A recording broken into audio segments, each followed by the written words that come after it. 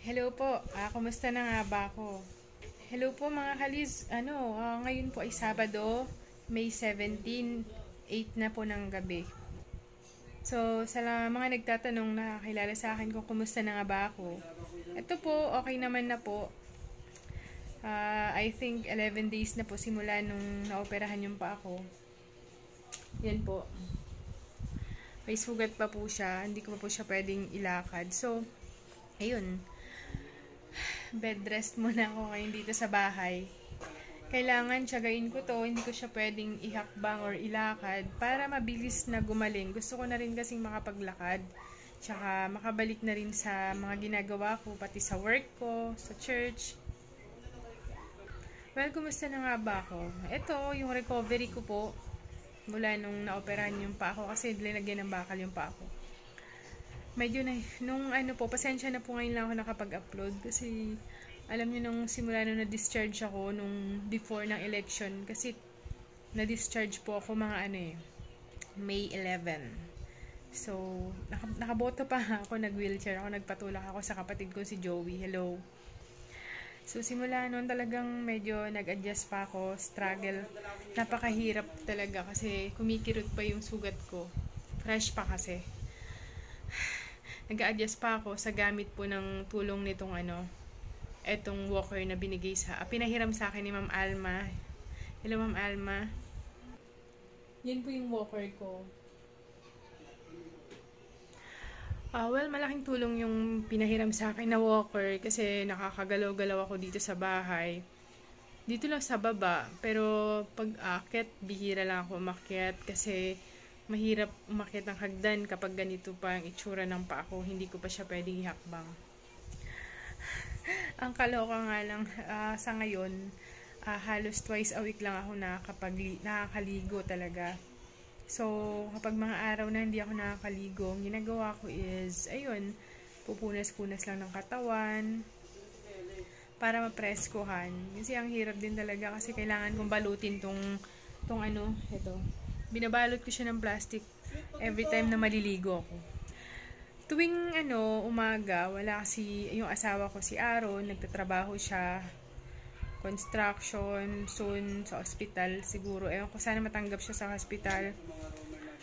Siya ngayon yung laging wala. So, ang inaasahan ko na lang, may mga pumuntang kapatid ko dito na bantayan ako. Kasi medyo nahirapan din akong kumilos-kilos. Kasi every time na maglalakad ako napapagod talaga ako kasi yung isang paa ko lang yung yung humahakbang, bumubuhat sa buong katawan ko. Pero ginagawa ko na lang halimbawa, nakakapagluto rin ako. Kaso pagka matagal akong nandun sa may kusina nagluluto, bumabalik agad ako dito sa higaan kasi napapagod yung itong katawan ko, itong paa ko.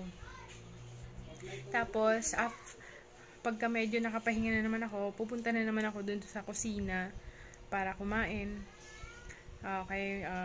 Maghugas ng plato, yan.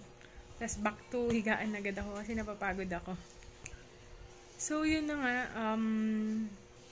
Mahirapan talaga akong makapaglinis-linis ng bahay. Kaya kapag may mga bumibisita sa akin dito sa bahay, nahihiya nga akong humarap kasi bukod sa wala masyadong upuan, madumi yung bahay. Hindi ako makapaglinis. So, ang inaasahan ko na lang, yung mga kapatid ko. Tapos sa gabi, si Aaron, yung asawa ko naman ang kumikilos.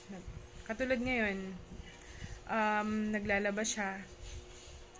And then, nagluluto. Kasi, siya lahat. So, buti na lang pinahiram ako ni nanay ng arinola. Yan. And para yung pag naiihi ako, hindi na ako lakad ng lakad papunta sa CR kasi medyo nahihirapan talaga. Yan, pag-ihi, dito lang sa gilid. Yan, sa arinola na yan. Kapag kadudumi, yun, mapipilitan akong pumunta na CR para doon, syempre. 'Di ba? Pipilitin ko kahit nakakapagod. Every time na may ginagawa ako, pag feel ko na napagod, takbo agad ako dito. Hindi naman ako tumakbo. Diretso agad ako dito sa aking higaan. para magpahinga at itaas ko yung paa ko kasi nangangawit. So, yun na nga. Sa April 19, Lunes ata papatak yun. Follow up ko na po sa hospital. So, dun ko malalaman kung tatanggalin na nila yung tahi ng sugat ko sa paa, yung inooperahan. And then, sana nga ma-refer na ako sa physical therapy kasi napansin ko, medyo tumigas yung paa ko. Ayan. Hindi ko siya masyadong, baka maapektuhan na nga yung paglakad ko nito kasi ang tigas nung talos niya, yung mga bones niya dito, Kaya sana maayos ng physical therapy para maging maganda yung paglakad ko. So, basta napansin ko pala sa paa ko, ayan, yung injured leg ko, medyo pumayat kumpara dito sa malakas na leg ko. Pumayat na wala yung muscle niya. Kinokompara ko siya dito, medyo mas mataba to kaysa dito.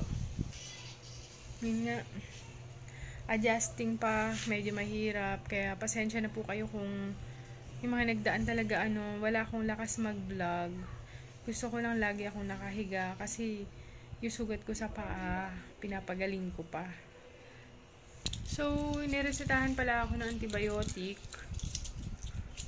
Medyo marami na akong nainom. Cephalexin siya para hindi ma-infection yung sugat ko, mabilis siya matuyo. So, nakakailang inom na rin ako ng cephalexin. So, eto na lang kulang. 3 times a day siya. Good for 7 days. Kailangan ko siyang tapusin para maging effective siya sa akin. Hindi ako magkaroon ng infection sa paa. Tsaka ang ginagawa ko po, minom ako maraming tubig, kumakain ako ng sapat, kanin, para every time na inom ako is ng gamot hindi humapdi yung tiyan ko. So, gusto ko lang pong kumustahin, lalong-lalo na yung mga subscribers po natin dyan. Kumusta po kayo? Sana'y nasa mabuti pa rin po kayong kalagayan, malayo sa anumang karamdaman, maging mag-ingat po kayo lagi. Iwasan po yung aksidente, laging mag-pray. Mahirap po ang ma-fracture katulad ng nangyari sa akin. Ang tagal na recovery. Siguro abutin pa po ako ng 2 to 3 months bago makalakad ng maayos. Pinipilit ko po talaga na makarecover, gumaling na to, kaya hindi ko masyadong inalalakad para gusto kong gumaling na kasi gusto ko na makabalik ng work. Ang hirap kasi ng walang income, walang pang gastos, ang dami ko nang bayarin. Natambak na yung sa St. Peter, yung bayarin ko sa St. Peter, wala pa akong pambayad. So, tinitipid ko lang yung kinikita ng asawa ko, sakto lang pang kain namin araw-araw. Ayun, hindi ko alam, sana makabayad na rin ako ng mga St. Peter ko, tsaka yung iba pang mga bayarin. Ganun talaga, tiyaga-tiyaga mga ka-listeners, sana makabalik na rin ako sa aking normal life. Yun, yung paa ko pala, yung sugat ko sa paa, ginagawa ko dyan, every 2 days, pinapalitan ko ng dressing, gasa.